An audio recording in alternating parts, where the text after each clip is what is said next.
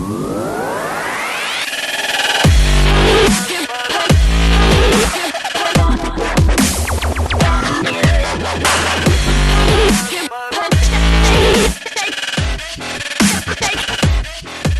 ladies and gentlemen, and welcome back to Square Eye Syndrome podcast, which is better than the evil title reign in New Japan.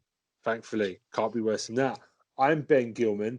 As always, I'm joined by Tom Gravedigger Hill. Hey. And Troy, Master of the Waifus, Salmon. What's up?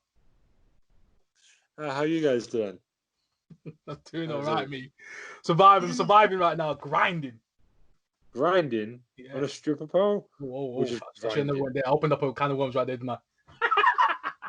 On the street corner in Sheffield. The street corner. See you winding and grinding. Go on, Tom. It's like a drag race idea. Oh dear. Jeez, drag race once again. Oh no. It's a running joke. It's either, there's the other two. I will not mention them by name because I am going to make an effort not to bring them up this week. Right. So anyway, who's up first? Yeah, I'm going to go first this time. It's been a while. Okay. That was not what we agreed, but feel free to go first. Fine. I don't care. Heck yeah. Let's do it. I'm psyched. Has to be done. Yeah. Okay. Let's do it. Okay, so anime with witches. That's what you like to do here. Sometimes we kind of switch up, and you know what I'm saying. Sometimes we go first, and we just kind of jump in there. That's what you do. Little Witch Academia. No, it's okay. Not that. Oh wait, I thought we agreed that I was going first in the first place, Ben. I thought that was the truth. That was the thing. No. We're wasting podcast time. Let's give them. We've always got time for you guys, for you fans. Come on now. So I'm gonna start off now. Something called The Fugitive. 1963 TV show. Awesome. There we go. Go on, Tom. There we go. Okay, so The Fugitive. Okay, so remember Harrison Ford back in the day? That's the one I've heard of. That's the one you know, but this is the original. We're going back to the classics right now. So okay. Yeah. You popped Tom there. Tom popped. I knew it was a classic choice, man. Hey, no, he knows. I knew it. It got more pop than when Evil won the title. Anyway, that's enough New Japan jokes now. Yeah, stop it. Hey, I could go all day about that. My boy lost Naito. What wet fart that was. Rest in peace, Naito's title reign. My goodness. Rest in peace, New Japan. Anyway. Oh, damn. All right, okay, so let's continue this. Let's not bury New Japan anymore. I love that company. So Fugitive, American crime drama TV show created by Roy Hudgens. Classic QAM Productions. Classic. Any kind of great, kind of age back in the day, kind of drama, procedural drama, QM Productions have done it. So, it aired on ABC from September 1963 to August 1967, so literally 4 seasons. So that's how long it ran. And literally, I'm in the middle of watching it now. So I haven't even finished it. I'm still on season 1. But this is one of the great shows of all time, guys. Oh my gosh. One of the greatest shows of all time. Oh my god. It actually is considered one of the best shows of all time. In its day, it was properly, people were stopping their entire lives to find out what happened to those characters. Literally. On my days, you watch that show and you're like, wait a second, I want to see what these people look like now. Every episode is like, okay, I want to see this. Just look at my IMDb and this guy's still alive. This guy was such a great actor back in the day. I want to see what he's doing. That's how great the show was. Every actor that was in every episode, it was almost like every episode was like literally a guest star was in it. That was this show. It was like one of the originals. And every quote that's literally happened in this show is happened literally down the line. Every movie you probably ever watched in your life. Really? Remember the mask? Remember the mask? Now go on. What do you say, Tom? Ben? Sorry, I farted and my wife is suffering. Sorry, I'm just here. Sorry. Thanks for that. Wow, this came out of nowhere. Damn. No, so anyway, my wife's not happy. So basically, what I was going to say was, why is it so revered? So the guest actors. No, some of the guest actors, just the acting itself, like the plot. Literally, there's a guy called Dr. Richard Kimball, David Jansen, one of the best actors in history. There's him and his arch nemesis. And Lieutenant Philip Gerard.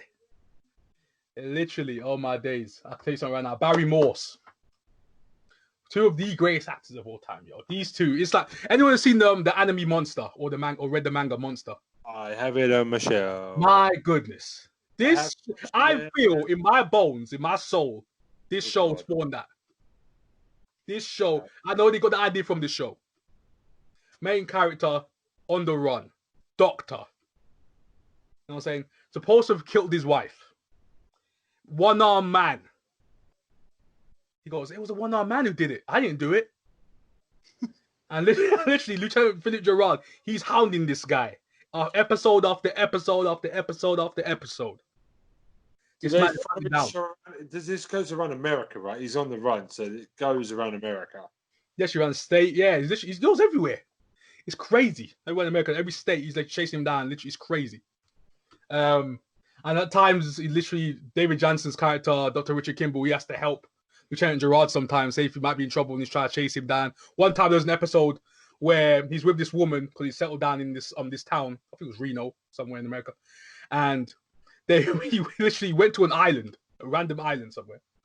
And Lieutenant Gerard chased this guy down. He went in the ocean. He chased this man all the way across the ocean to find him. Wow. Maybe he just really smells really, really nice. This guy, this show is like, he's relentless. This is why this is one of the greatest shows of all time. This guy sounds like the goddamn Terminator. He's the Terminator of inspectors or lieutenants.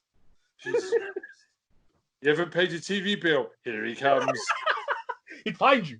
Trust me, like, oh my days, anyone's a monster. Oh my days, any house is a monster fan. Literally, this is the show's point. But anyone seen The Mask? We've seen The Mask, right? Jim Carrey. Yeah, Jim Carrey, The Mask. Yeah. You've seen it. So literally, only goes, it wasn't me. It was a one-armed man. There we go. That's another one right there. That's a quote for you. Yeah. There you go. It's quotes all over the place. Every movie history, TV shows, this show's done it. Trust me. So Fugitive, one of the best shows of all time. I think they're running it on Horror Channel right now. Yeah, they're running it on the Horror Channel right now. Cool. So they're running it on there over here in the UK. So that one of the best shows of all time. So Fugitive was nominated for 5 Emmys and won the Emmy for Outstanding Dramatic Series in 1966. Yo. It was ranked number 36 on the TV Guide's 50 Greatest Shows of All Time. And the TV Guide named one the One-Armed Man, number 5 in the 2030 list of the 60 nastiest villains of all time. The One-Armed Man! Mm. Yeah, he is an arsehole. The One-Armed Man is an arsehole. Yeah, hurrah! He's only got one arm. I'll be an arsehole too. The red herrings throughout this show, you think it's this guy. It's not this guy. It's someone. I'm not one. And Lieutenant Gerard, he never tries to find the one-armed man. That's what's hilarious about it. For the first parts of the show, he never tries to find him. He just goes, "Oh, yeah, it's him. It's Dr. Kimball. It's him." Mm. He doesn't even worry about the one-armed man until later on. It's crazy. It's crazy. But yeah, that's The Fugitive for you guys. Check it out if you can. So if you can everywhere right now. They do reruns. So that's The Fugitive. Okay. Must watch. Where can people see that, Troy? As I said before, Horror Channel, UK. The Horror Channel. Sunday, yeah. It's Sunday as well. Sounds like a bloody horror film where the guy comes after the fugitive, man. Such a movie. It literally is. But yeah, so you can see that of the UK on Horror Channel or wherever you want to see it, wherever you are in the world. Probably got different stations over there. But next up, we have The Invisible Man. Another classic. I'm going straight classics right now. Interesting. Yes, The Invisible Man, 1958 TV show. That might be the oldest show we've covered on here so far. There we go. We're going back to the 50s, guys. Ooh. There we go. Back to 50s. So, obviously, the original movie was 33. That's like the classic. But this is like literally a little bit later on. They made a TV show version of it. So we've got this guy called Peter Brady. Can you see him? But the question is, can you see him? So as you know, probably everyone knows about the Invisible Man's kind of plot backstory at this point. Failed experiment, gone wrong. Experimenting on the rat. That tries to make him invisible, went invisible. And then his clothes got hit with this kind of radiation wave, hit him, went invisible. But in this one, obviously the original one, he kind of went mad, went crazy. But in this one, he's a character called Peter Brady, so they kind of switched up the character names and the actual plot of the actual show. Because he doesn't go insane. In this one, he's kind of like a hero. He's literally the hero of America at this point. he's a hero. He goes around doing missions here and there, especially saving people's lives or just basically helping the world from kind of like threats to society. So it's not power hungry or insane like the 33 adaptation. So literally that is it, and so he's like one of the best. So what you? So have you guys seen The Invisible Man, the original one, or? No, I can't see him. Not this. Oh, here we go. I didn't know there was actually a TV series. I knew the original film, and obviously I'd seen like the remake, the Kevin Bacon one, Hollow Man, and all that. Yeah. But I didn't know there was actually a TV show version of it. Yeah, that's what I'm saying, because it's based on H.G. Wells. So because literally just goes on, it starts up H.G. Wells, Invisible Man. I've read The Invisible Man. I've read the actual. You read it, okay? But no, I didn't know that that had been a TV show. Yeah, it's literally so different from the actual novel as well. Because in the books, he kind of goes mad, he kind of goes insane, right? Yeah. No, he does. Yeah. Yeah, that's what I'm saying. He goes insane. So that's what Hollow Man kind of follows the kind of trend. He goes mad, like most Invisible Men do. But in this one, he's literally just kind of calm. He's like, yes, he's got a sister and a niece in the show. He's like, yes, honey. We're gonna go out to eat today. He's literally the most calmest guy in the world. In this show, he's so calm. He goes out, does his missions, unwraps his head, his bandages, and in this one, his clothes are actually invisible because of like basically animal hair. So the clothes he had on, his doctor's gear, it was kind of like animal based. So they went invisible as well. So whenever he's walking around, he's not naked. He's actually got clothes on. So I like that as well. That was that would just be because it was a prudish 1950s American audience. Yeah, exactly. So running around naked. You can't save the world if your dick's hanging out. Exactly. You can't be doing the Hollow Man style, running around naked like flashing everyone. You know what I mean? Damn, can't do that. Especially back then. But so yeah, there's like 2 seasons of that, and literally is one of that's another great show as well. Straight classic, black and white. As you can tell, I'm coughing right now. I'm kind of ill, a little bit ill. Sorry, guys. That's okay. That's cool, man. Yeah, I'm isolating at home, near me and Tom. It's fine. It's nothing like that. Come on, guys. Nothing like that. You keep the confidence to yourself, bruv. It's fine. So secret experiment. So obviously, from time to time, everyone's gonna try and steal this experiment. Everyone's like, "Wait!" Literally, his best friend goes, "Wait, you're invisible. Do you know the kind of power you have at your disposal?" He's like, yeah, I want to be normal again. I don't want to be like this. What's wrong with you?" Then his friend kind of goes, "You could rob banks. You basically have the most powerful weapon in the world." And he kind of tries to keep his experiment as you would expect in the show. Everyone wants to be invisible at some point. You don't know heck you're gonna do in invisibility. Everyone knows what they're gonna do invisibility. No, in the women's changing room. I'm never gonna go there because I know Ben's gonna go there. Okay, No. check them ages. Check them ages. What? Rob Banks every time. Rob Banks. What was that, Tom? Thank you. No, you rob Banks every time. You don't go in the women's changing room. You rob banks, then you go in the women's changing room. Oh, here we go. Oh, jeez. Did you see that, Tom? You go straight to the women's changing room. The ages, though. Where's the ages at? Yeah, dude. I'm sure he checked the ages. I'm sure. I'm talking about great women. You're very funny. Where's Dan?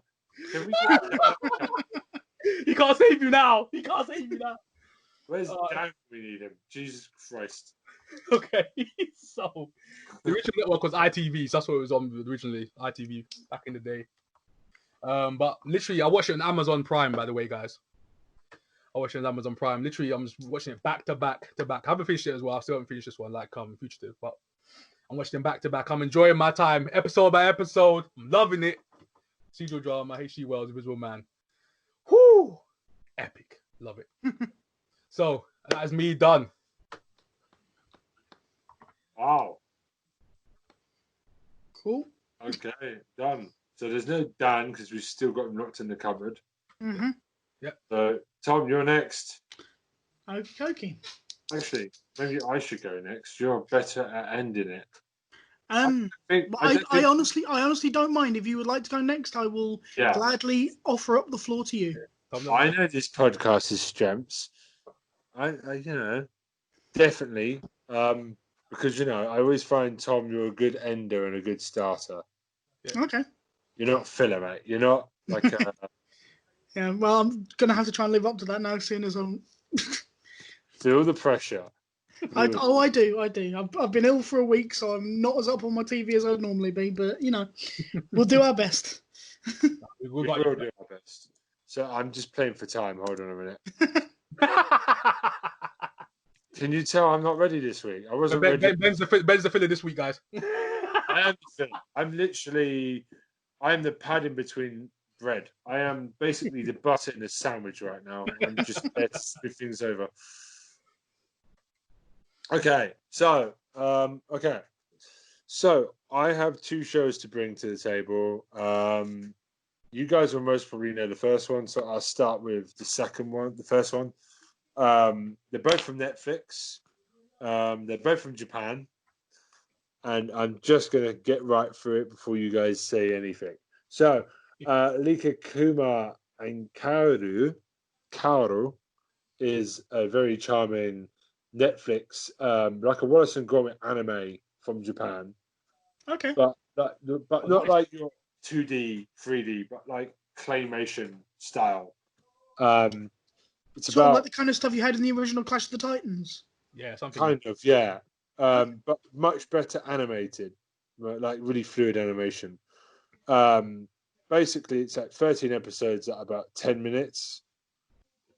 It's an utterly charming show. We watched it because it's cute, and my wife likes cute things, so we watched it earlier in the year. We rewatched it recently. It's about a woman called Kaoru. She lives in her own flat. There's not much talking as well. She's surrounded by 2 bears and a bird at her house. So the only real talking she does is her, and occasionally we see her work colleagues. But it's not really chatty. It's more just everyday quiet. It's more about physical comedy. Like Western Gromit does it really well.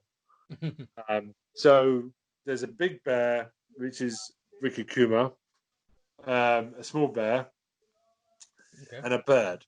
Now these characters are all from where Hello Kitty came from. It's Sandro, I think, is the name of the company. But then it gets a bit creepy. How do I explain this? So they've got a next door neighbor who's a kid, and there is a little overarching plot that the flats are going to get demolished. But every episode's a bit different, so it has a sense of community, but it doesn't hold itself accountable to it. So there is a funny episode where she keeps ordering stuff so she can see the delivery man. There's a great bit where there's just the whole flat gets filled up with boxes and exercise equipment, and the bears and the duck are using it more than she is. She's just using it so that she can talk to him. It's a bit creepy. Okay, so where's this going? It's getting kind of creepy now. Yeah, that sounds like a stalker show. Yeah, exactly.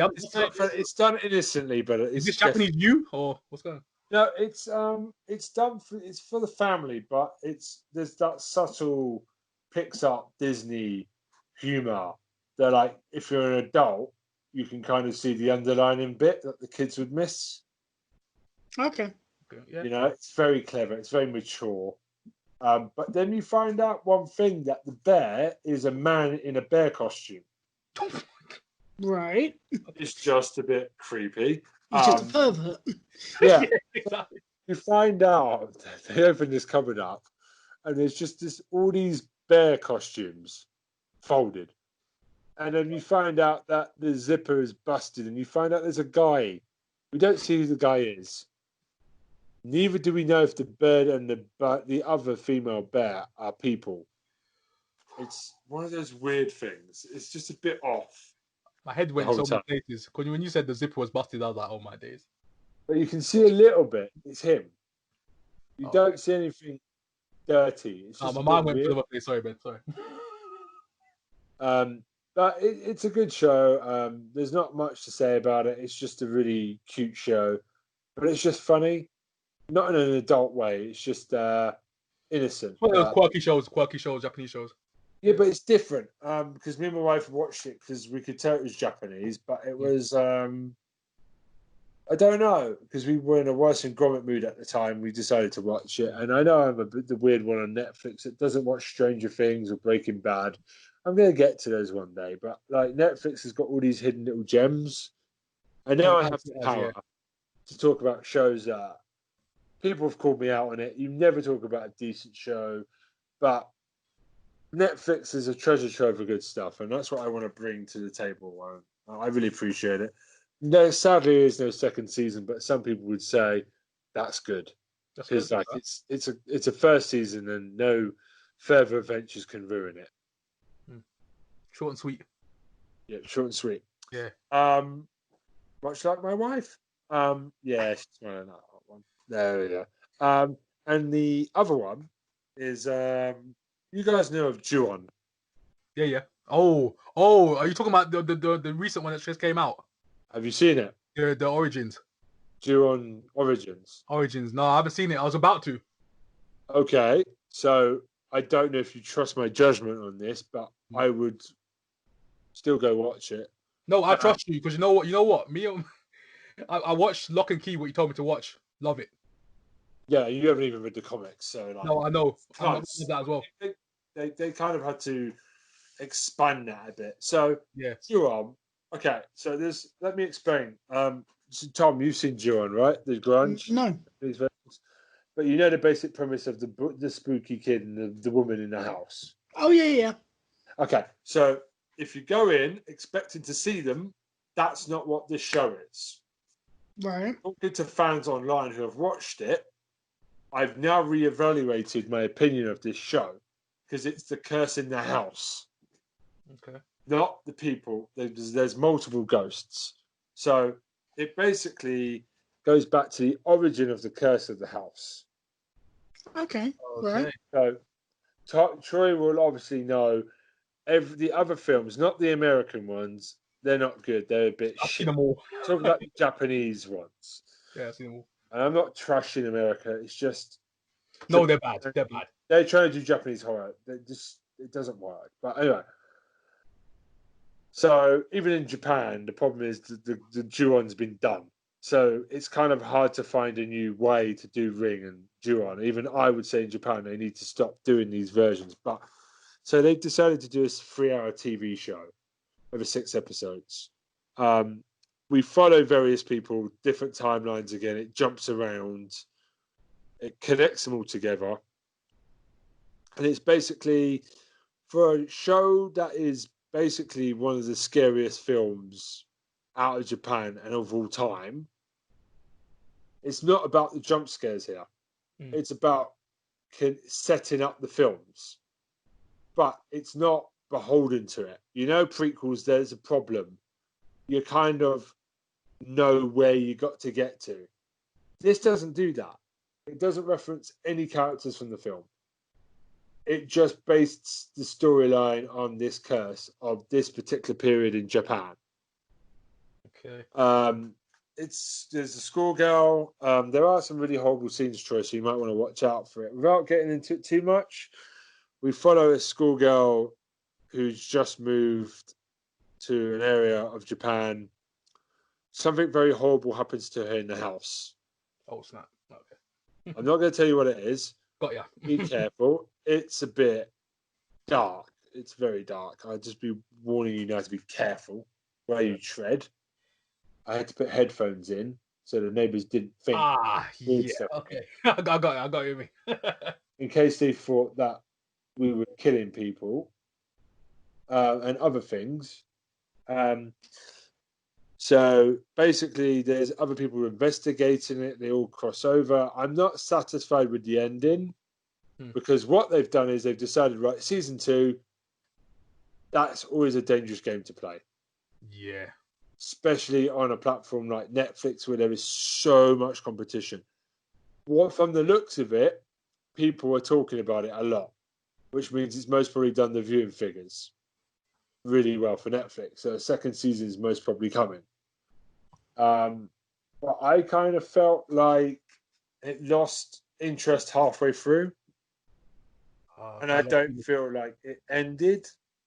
Okay. I definitely think they're holding out for a second season. But like I said, originally I watched it and I was waiting for, oh, you're these characters, you're these characters, you're these characters. Then you realise that the show's not here to answer the character about. It's not here to show you the origins of the characters from the films. It actually sidesteps that. But then again, it doesn't have a perfect ending. I'm being very vague. All right.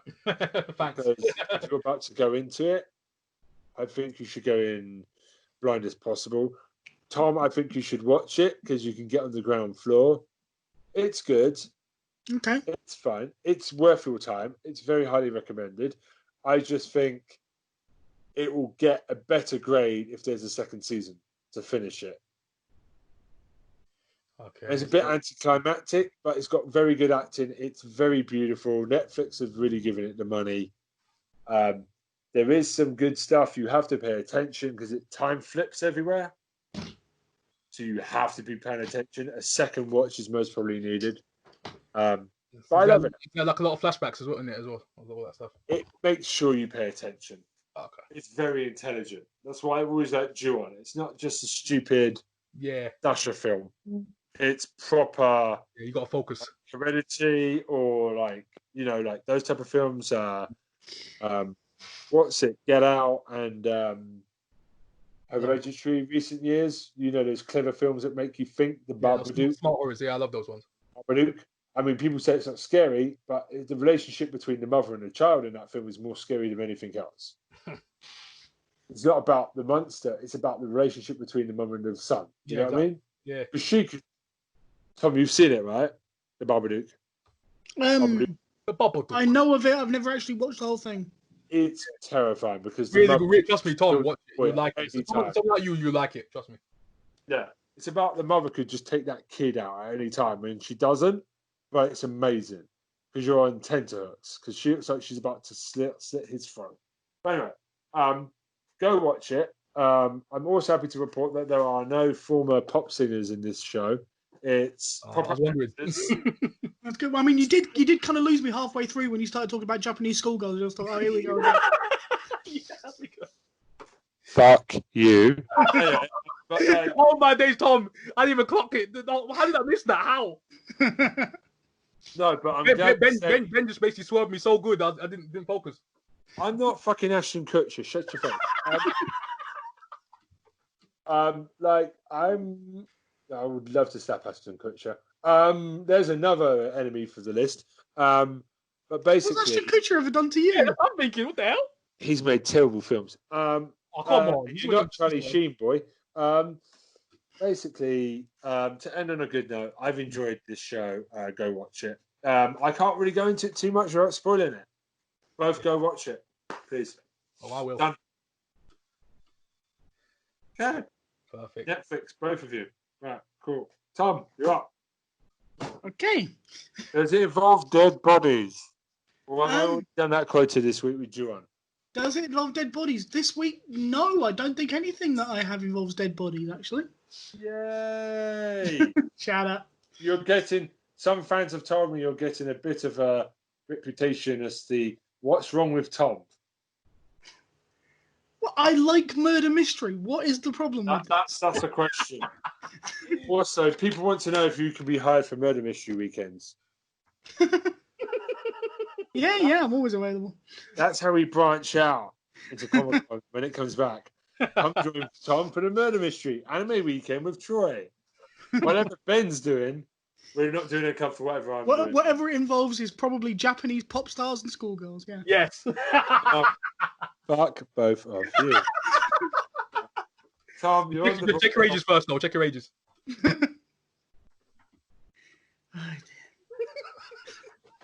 Why did I do this podcast with you cunts? Get on with it. Excuse me. Okay. So, I'm going to keep it quite brief this week. I'm going to talk about a show that it's very unlikely either of you have ever heard of. It's a comedy. Okay. Only lasted for 2 series. It's called Chelmsford 123. Oh, never heard of that. The what now? Chelmsford 123. How do I spell this? Chelmsford. It's CHELMS.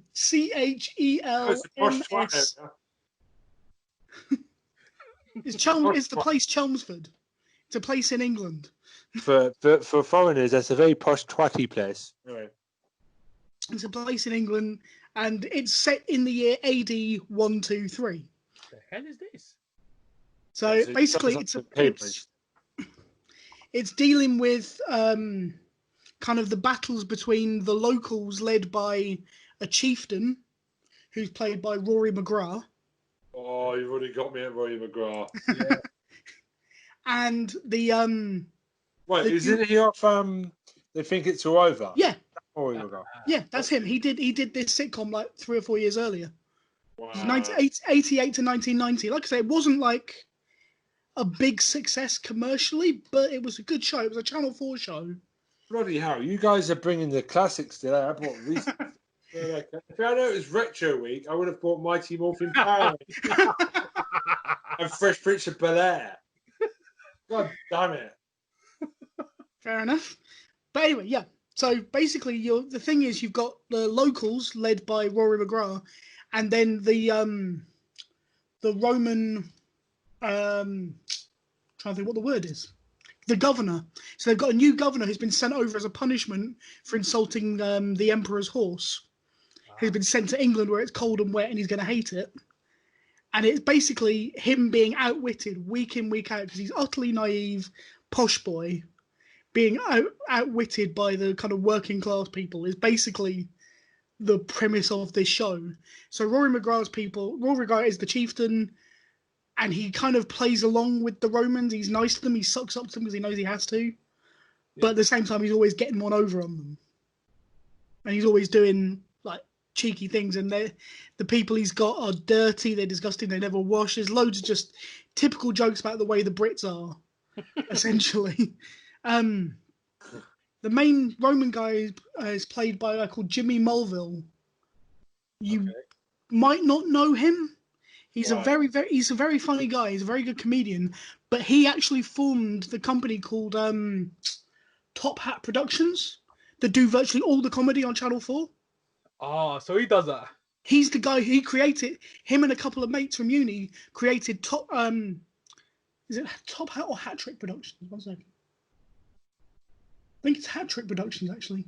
Yeah, Hat Trick Productions. So it's that picture, you know, on the front of loads of Channel 4 shows, there's a picture of a top hat upside down with a rabbit next to it.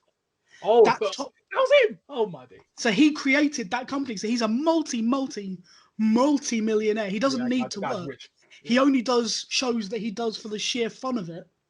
And he's only had to do that since like the mid-'80s. He hasn't actually had to work. He's done it only because he enjoys it. So he kind of picks and chooses and does stuff with his mates, basically. And that's one of the things I love about it. It's one of Neil Pearson. Ah. Yeah, but this is before he became famous. Plays one of my absolute favourite characters, a character called Mungo, who is pretends to be stupid, but every week he introduces himself with a different descriptor, and then there's a joke about it. So my absolute favourite is the very first one, where the Roman emperor, the top Roman guy, the governor, walks in, and he's introducing himself to everyone in the pub, basically. And Mungo comes up, he says, "Hi, they call me Mungo the Contradictory. Do they? Nope." And it's one of my favourite jokes of all time. It's just Mungo the Contradictory. Well, it's a good setup, and it's like wham bam, thank you, man. Yeah. And what was it? They call me Mungo the Evasive. Why is that? Who wants to know? That kind of thing. It's just really stupid. Really, really stupid. But for 25 minutes, if you want to just have mindless, silly comedy, it is an absolute gem of the period. Rory McGrath is funny. Neil Pearson is funny. Tom Melville is funny. And the rest of the cast are all brilliant as well. They all basically went to university together, the vast majority of them. And they were in a thing a few years earlier called Who Dares Wins, which I might talk about one day, which was kind of a sketch show. Yeah. But basically all of them just continued to work with each other until the early 90s, doing stuff that they enjoyed. And also because Jimmy Mulville was able to finance the stuff, he could put on shows for his mates, basically. That's one way of doing it. It's definitely worth the watch. I think it is available on All 4. It was definitely a Channel 4 program originally, and it was available for a time on All 4. I've got it on DVD, but damn, got a DVD. Yeah, came out. It finally came out on DVD in 2011. So basically, it was impossible to find it for like 20 years, and then suddenly someone went, "Hey, let's put that on streaming services and do a DVD." Yeah. And it. If it was cheap to buy. What's that? I wonder if the license was cheap to buy. No idea. But like I say, it's stupid, but it's very funny, and it's totally worth it just to have a silly laugh. It's a little bit dated because it is the early 90s, but yeah, it is just good fun, and it's just stupid humour. And like I say, it's worth a watch. Ding. Okay. Surprise. Yeah. Okay. I'm going to set myself up in case you decide to knock me off my ass again. I'm torn between two shows to talk about at the moment. Okay. But I'm going to talk about one that, once again, you might remember, you might not. It's called The 11 O'Clock Show. Yes. Yeah, 11 O'Clock Show. Yes. I mean, there were other things since it. Basically, it was the forerunner to Brass Eye, if you remember that. Yeah. And it was just a satirical comedy show on Channel 4. The 11 O'Clock News. No. It was The 11 O'Clock Show. So it was on at 11 o'clock on Channel 4. It may have even been it might have even been a hat trick production again. I'm not 100% sure on that. Possibly not, though. I don't know. But I mean, the main thing from this is it was kind of set up a bit like a Newsnight kind of thing, that kind of stuff. But it was also it launched. The big people that launched were Ricky Gervais, got his big break on the 11 O'Clock Show. Yeah, Sacha Baron Cohen brought Ali G. Ali G, yeah. That's where Ali G was born. Originally, it was just called the Voice of Youth or something. They didn't even give it a name for Ali G. He was just an interview. He was the voice of the youth. In it, man. Yeah, from the Skinny's Massive. Yeah, that show made him. Yeah, basically. And then Houseman, what do you think, Richard? Sorry, I'm gonna stop that now. Julie. Julie. Do you remember me, Julie, from Waitrose? Troy? Yeah. Julie. I always made her laugh. Anyway, let's keep going. Sorry, Tom. Yeah. So, Ali G, obviously you've heard of. Also, it was Mackenzie Crook's first thing as well. It was also where he met Ricky Gervais. Because obviously Mackenzie Crook then ended up as one of the main players in The Office a couple of years later. Oh, yes. Yeah, it was... I absolutely loved it. It only lasted for a couple of years. Yeah, it was kind of short. I absolutely loved it as a show. It was stupid. It was topical. It hit on the nerve of things quite a few times. I mean, the Ali G stuff, I know it became very, very different over time. But when he started off as the interviewer, it was so clever the way he used to get people to say things that they did not mean because he was meaning it in a completely different way. And everyone just assumed he was thick. And so he got some of the best interviews. Like Tony Benn, people like that. Admitting that he asked Tony Benn if he got caned, and obviously he meant, has he done cocaine? Tony Benn was talking about being hit by a cane in school. And getting Tony Benn to go, yes, I was caned many times. It's just ridiculous. Oh, I mean, I absolutely love that version of Ali G was my favorite. I mean, don't get me wrong, I actually enjoy Ali G as a concept. It was stupid beyond belief, but I did enjoy it. But that was when he was at his absolute best, when people didn't know that they were being set up. Because after a while, obviously, when it became the Ali G show and stuff, people knew what they were letting themselves in for when they went on it. Yeah. When he started, people didn't have a clue what was about to hit them. And it was brilliant. And yeah, I happened by chance to catch an old episode of it a couple of days ago. I thought, I've got to talk about this at some point. Well, I was watching that again. That was a great show. Yeah. So those are my two recommendations this week. I know they're quite short in terms for me, but both of them definitely recommend. Very different types of comedy, but both really worth the watch. What a punchy episode this has been. Love it. Right. Jesus, it's like the old days of Syndrome. We used to do under 40 minutes. What the hell's going on today? Just Troy's ill, I'm ill. I've had a traumatic week. Yeah, so none of us want to be on too long. No. I think we've got it down. And Dan's not here. No. We love you, Dan. Yeah, so we are going to be hopefully on Spotify and iTunes within the next couple of weeks. We're deciding to change our provider because we're still waiting to be put up. So we'll have something on that in the next couple of weeks, won't we, Tom? I hope so, yes. Finally, yeah. God damn it. We're nearly at episode 20. How the fuck are we not on iTunes and Spotify? Wow. If you're listening to this when we are, ignore that last comment. Okay, well, that's that for me then. It's goodbye. So next week, hopefully, we can find the key and get Dan out, and maybe we'll stick Tom in there. I don't know. Oi! Those time we ain't gonna put in the cupboard. Yeah. I don't think Troy and Dan are the same person. I don't think we've managed to get them in the room for more than 5 minutes so far. So, Tom, which one of us is going to miss the first episode of Syndrome? Oh, God, who knows?